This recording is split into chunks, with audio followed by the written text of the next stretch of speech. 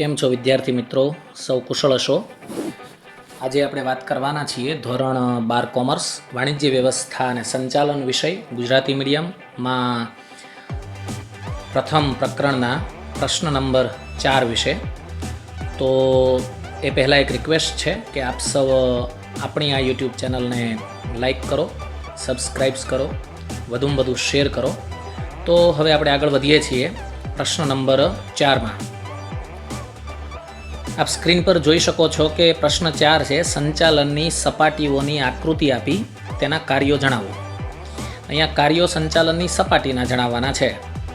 હવે આપણે આ પ્રશ્ન વિસ્તૃત તરીકે પૂછાય તો આ જવાબ યોગ્ય છે, પણ સમજો કે આ પ્રશ્ન વિસ્તૃતના બદલે 3 માર્કમાં પૂછાય તો આ પ્રશ્નમાંથી કેટલા પ્રશ્નો આવી શકે એ વિશે હું અહીં માહિતી આપું છું. એક તો સંચાલનની સપાટીની આકૃતિ, માત્ર આકૃતિ, એ પણ બોર્ડની અંદર 2 માર્કમાં આકૃતિ આપો એવો પ્રશ્ન પૂછી શકે. આ ઉપરાંત સંચાલનની સપાટીઓ 3 છે, તો ઉચ્ચ સપાટીના કાર્યો વિશે મુદ્દાસર પ્રશ્ન, એવી જ રીતે મધ્ય સપાટીના કાર્યો વિશે મુદ્દાસર પ્રશ્ન, એવી જ રીતે તળ સપાટીના કાર્યો વિશે મુદ્દાસર પ્રશ્ન એમ પૂછાઈ શકે.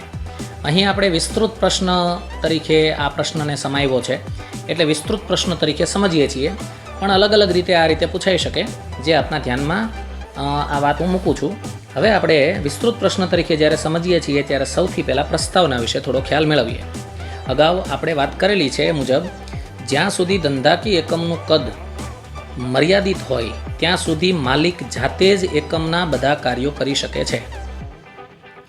અહીંયા પ્રસ્તાવના છે, એનું પહેલું વાક્ય બહુ સરસ વાત કરે છે કે એકમનું કદ મર્યાદિત હોય. સમજો કે કોઈ વ્યક્તિ સામાન્ય દુકાન ચલાવતો હોય, નાની એવી ધંધાકીય પ્રવૃત્તિ કરતો હોય, તો એ પોતે જ બધું કામ સંભાળતો હોય.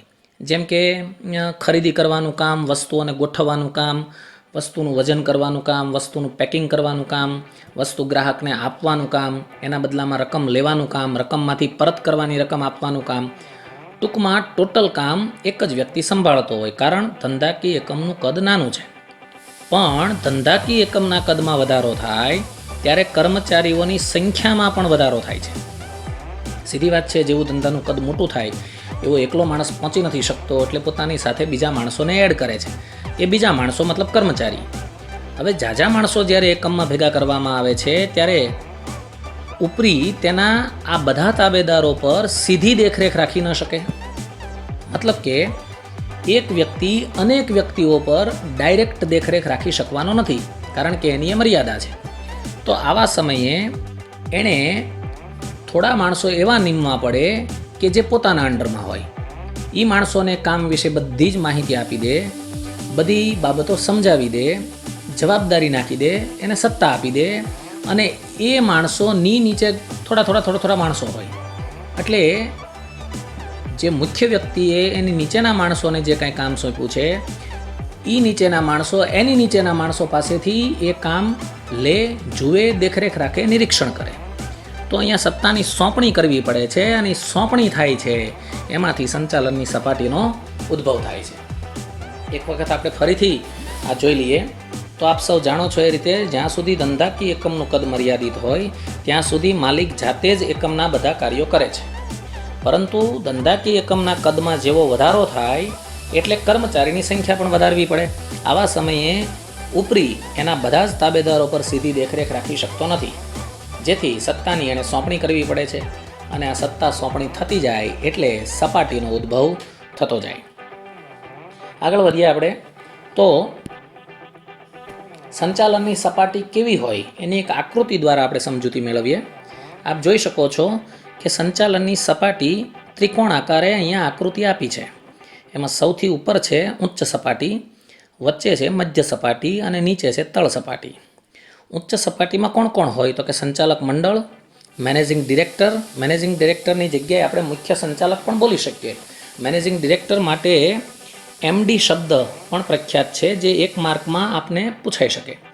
એવી જ રીતે સંચાલક મંડળ માટે BOD મતલબ કે બોર્ડ ઓફ ડિરેક્ટર પણ એક શબ્દ પ્રચલિત છે.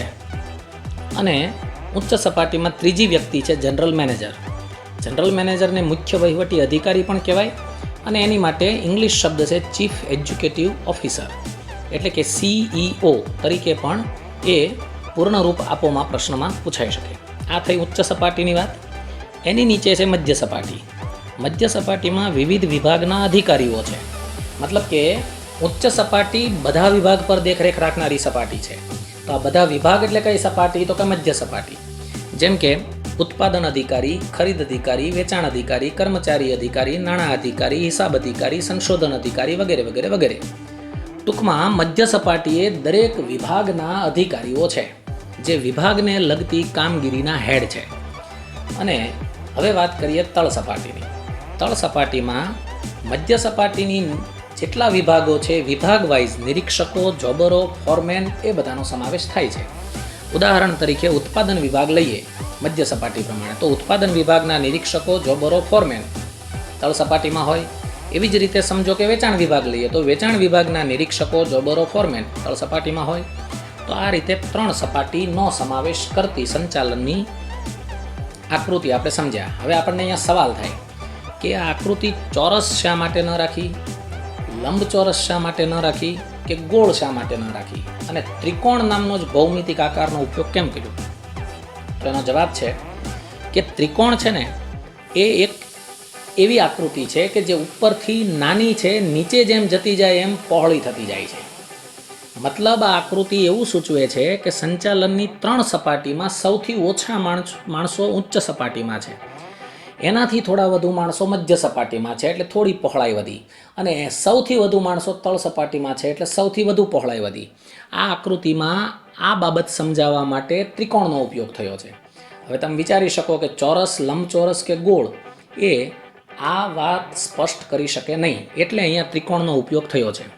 ક્યારેક બોર્ડનું પેપર ટફ કાઢવાવાળા પેપર સેટરો એવો પણ પ્રશ્ન પૂછી લે કે સંચાલનની સપાટીનો આકાર ત્રિકોણ શા માટે રાખવામાં આવ્યો છે? તો તમે આ રીતે એને સમજાવી શકો છો. 2 માર્કમાં આવો સવાલ પૂછાઈ શકે. વધુમાં તમે એક સવાલ એ પણ ધ્યાનમાં રાખજો, વિકલ્પ પ્રશ્નમાં પૂછાઈ શકે કે ભાઈ સંચાલનની સપાટીનો જે ભૌમિતિક આકાર છે કયો છે? તો એનો જવાબ આવે ત્રિકોણ. તો આ 3 સપાટી થઈ. સૌથી પહેલી છે ઉચ્ચ સપાટી, જેને ઇંગ્લિશમાં TLM કહેવાય, ટોપ લેવલ મેનેજમેન્ટ. પછી મધ્ય સપાટી, જેને કહેવાય MLM, મતલબ કે મીડિયમ લેવલ સપાટી. અને છેલ્લે છે તળ સપાટી, એને LMM કહેવાય, મતલબ કે લો લેવલ સપાટી. તો અહીંયા આ જે અંગ્રેજી શબ્દો હું બોલ્યો એ પણ પૂર્ણરૂપ આપો તરીકે પૂછાઈ શકે. હવે આપણે દરેક સપાટી શું કામ કરે છે એ વિગતવાર સમજીએ. સૌથી પહેલાં આપણે જોઈએ છીએ ઉચ્ચ સપાટીના કાર્યો. આપણે વાત કરી ચૂક્યા છીએ કે ઉચ્ચ સપાટીમાં કોણ કોણ છે? તો કે ઉચ્ચ સપાટીમાં સંચાલક મંડળ છે, જનરલ મેનેજર છે, અને મુખ્ય સંચાલક છે, જેને આપણે મેનેજિંગ ડિરેક્ટર કહીએ.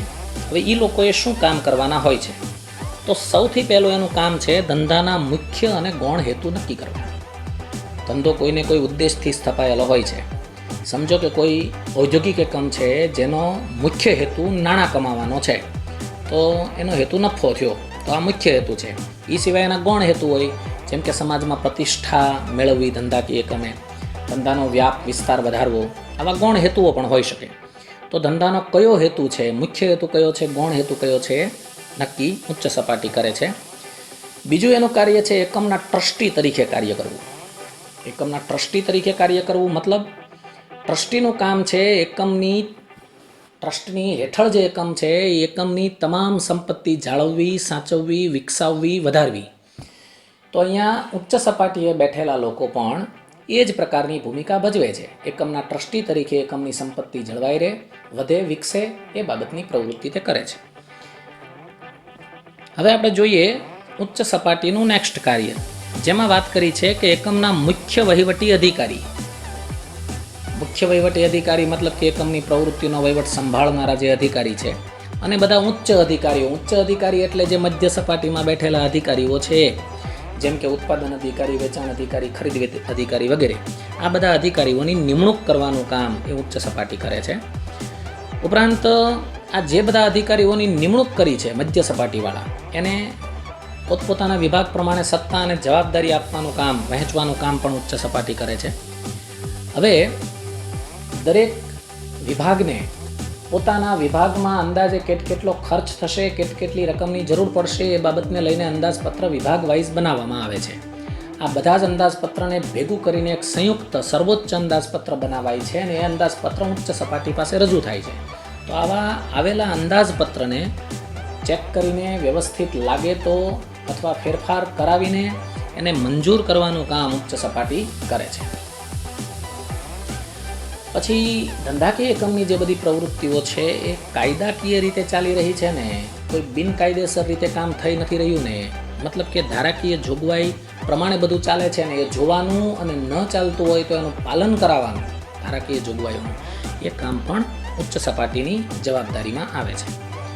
ઉપરાંત એકમ સાથે સંકળાયેલા વિવિધ વર્ગો જેવા કે જાહેર જનતા છે, ગ્રાહક છે, વેપારી છે, કર્મચારી છે, સરકારશ્રી છે, આ બધા જે વિવિધ વર્ગો છે એ બધાનું ધંધા સાથે કંઈક ને કંઈક હિત જોડાયેલું હોય.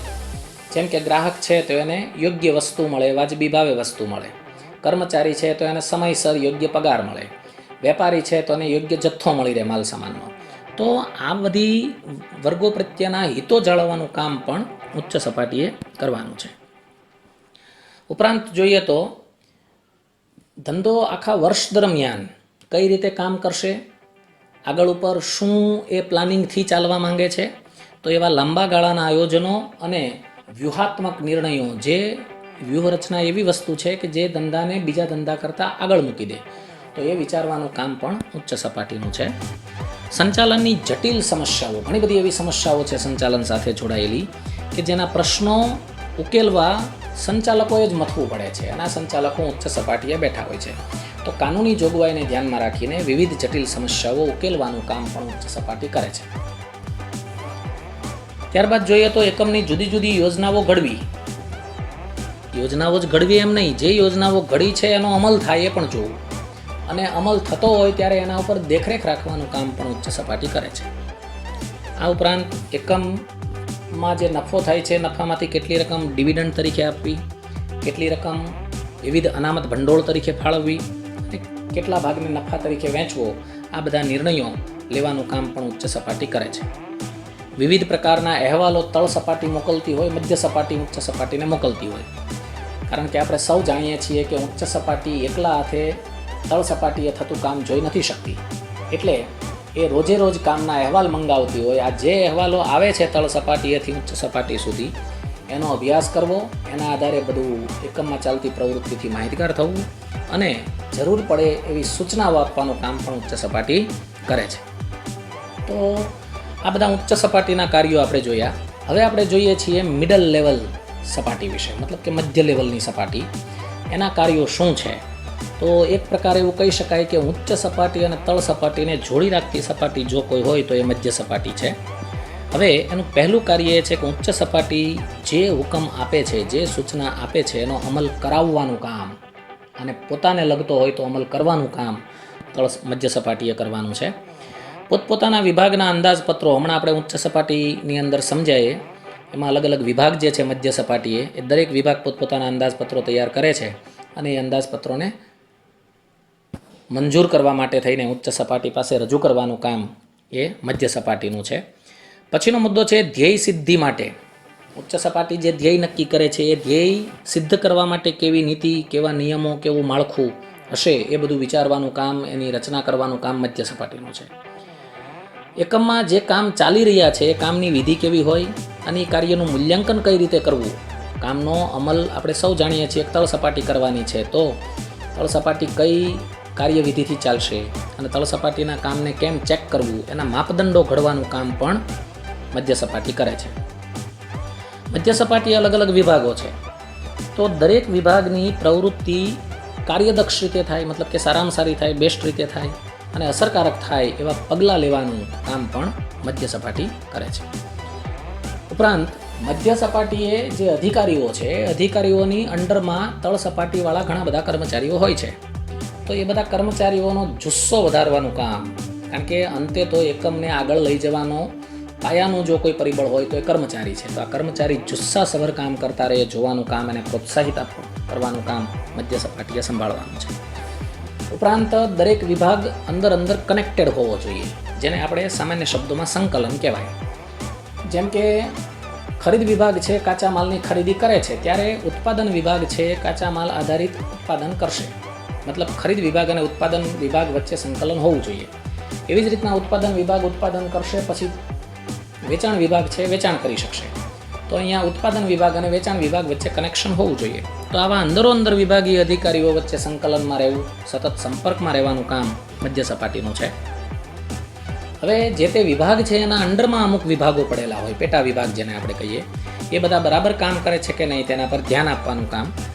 ઉપરાંત વિભાગમાં જે પ્રવૃત્તિ થઈ રહી છે, જેમ કે ખરીદ વિભાગ છે તો ખરીદીની તમામ પ્રવૃત્તિ, ક્યાંથી ખરીદી કરી, કેટલી ખરીદી કરી, ક્યારે ખરીદી કરી, એ સમયના ભાવ શું છે, એ તમામ માહિતી મેળવવી, એનું અર્થઘટન કરવાનું કામ, એને સમજવાનું કામ, અને એમાં જરૂરી લાગે તો જરૂરી મુદ્દાઓ તારવીને એ આધારે નીચેના વિભાગોને સૂચના આપવા સુધીનું કામ પણ મધ્ય સપાટીએ કરવાનું છે.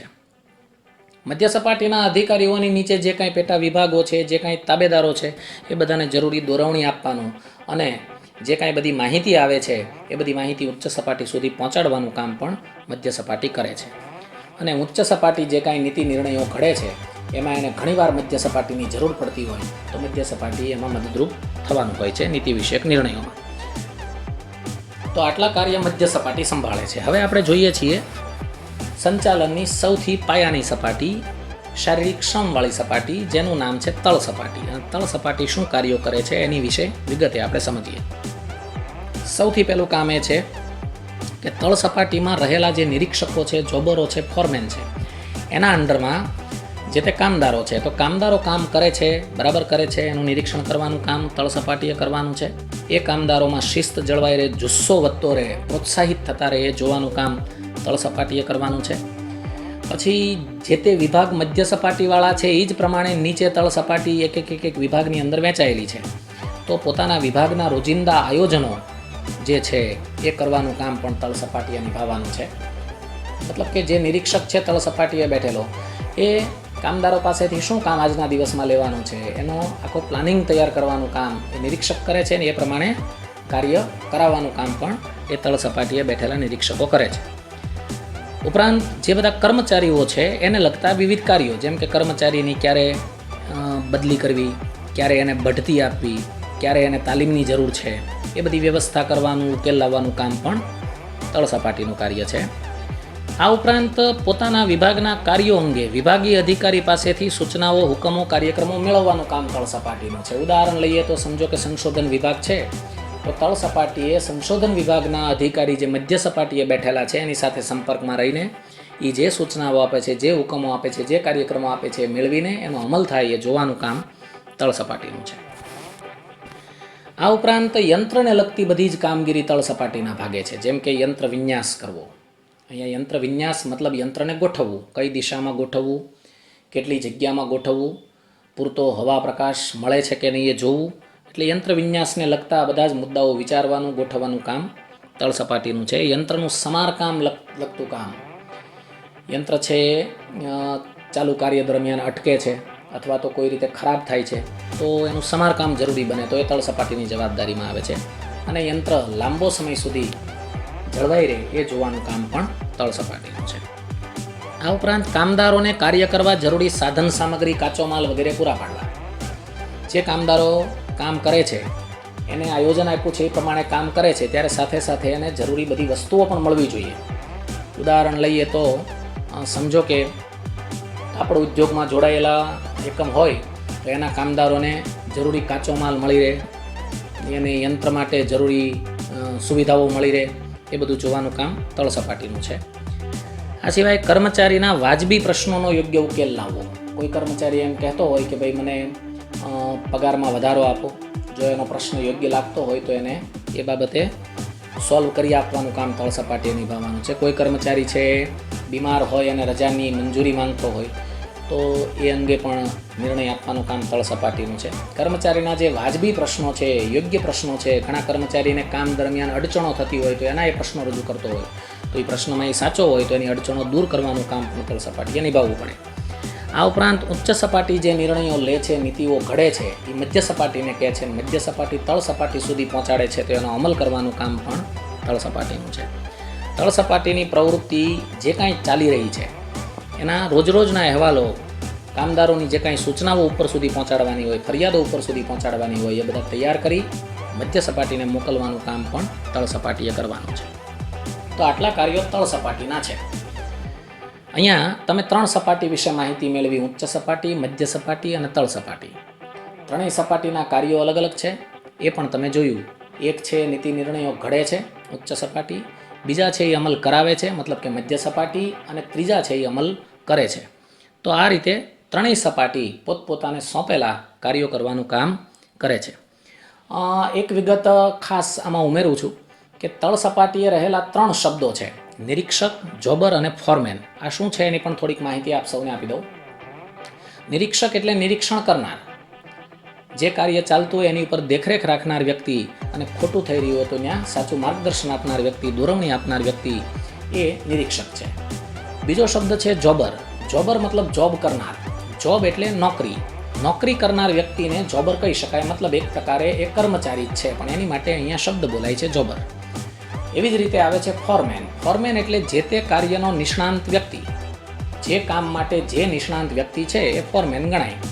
ઉદાહરણ તરીકે લઈએ તો, શાળા કક્ષાનું ઉદાહરણ લઈએ તો મેથ્સ ભણાવતા ટીચર એ મેથ્સના ફોરમેન છે, મતલબ કે મેથ્સમાં નિષ્ણાંત છે.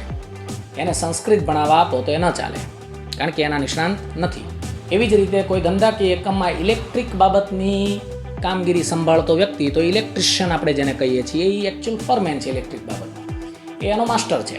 તો ફોરમેન એટલે જે તે કાર્યનો હોશિયાર નિષ્ણાંત વ્યક્તિ. તો આ 3 શબ્દોનો અહીંયા ખ્યાલ છે. અને એક ખાસ યાદ રાખજો મિત્રો કે કામદારો તળ સપાટીએ કાર્યરત નથી, એ તળ સપાટીના અંડરમાં કાર્યરત વ્યક્તિઓ છે. તો અહીંયા આ 3 સપાટીની વિગતવાર સમજૂતી આપી. હવે આપણે સમાપન જોઈ લઈએ કે આમ ઉપરોક્ત મુદ્દા પરથી સંચાલનની 3 સપાટીના વિવિધ કાર્યો સમજી શકાય. તો આ રીતે અહીંયા પ્રશ્નની સમજૂતી પૂરી થાય છે. આશા રાખું છું કે આપને ખૂબ સરસ રીતે આ પ્રશ્ન સમજાઈ ગયો હશે. ન સમજાયો હોય તો તમે વારંવાર એને સાંભળીને સમજી શકો છો અને યાદ રાખીને સારા એવા માર્ક લાવી શકો છો. આ એક પ્રશ્નની અંદર અનેક પ્રશ્નો સમાયેલા છે, એ બાબતને ખાસ ધ્યાનમાં લેજો. વિવિધ પ્રકારે આ પ્રશ્નો 3 માર્કમાં, 2 માર્કમાં, 1 માર્કમાં આવી શકે. પૂર્ણ રૂપના પણ ઘણા બધા મુદ્દાઓ આની અંદર સમાવિષ્ટ છે, ધ્યાનમાં લેજો. Thank you very much.